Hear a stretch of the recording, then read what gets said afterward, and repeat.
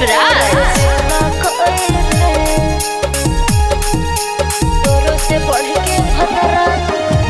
हमारा बतावे के छौड़ी ससुरा के बतिया कैसे के कटहलौ सो हगवाली रतिया।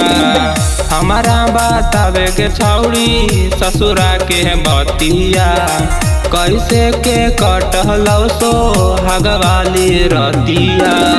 घूंघटा उठा के चुमा लेला रे, घूंघटा उठा के चुमा लेला रे। रे छोड़ा तोरो से बढ़ के पियवा दर्द देला रे। रे छोड़ा तोरो से बढ़ के भतरा दर्द देला रे। तोरो से बढ़ के पियवा दर्द, तोरो से बढ़ के भतरा दर्द देला रे।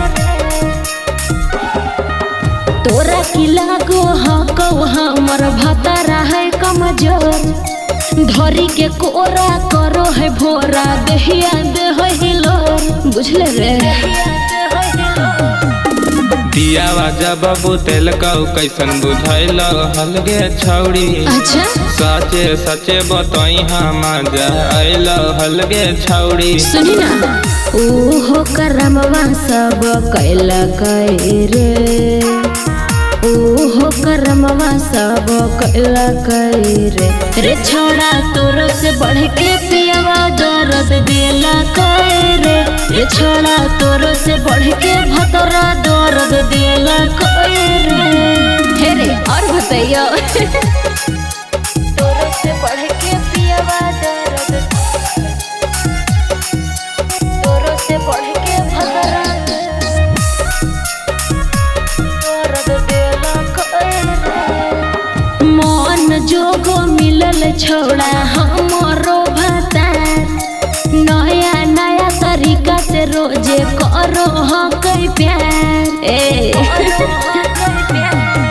कि 2 दिन रहनी ससुरा करही भतारा के बड़ाई। कुंदन ओहमा कांत तर ढेर न सहल जाई। पांजा में धरी के पंजी अइला रे, पांजा में धरी के पंजी अइला रे। रे छोड़ा तोरो से बढ़ के पियवा दर्द देला रे।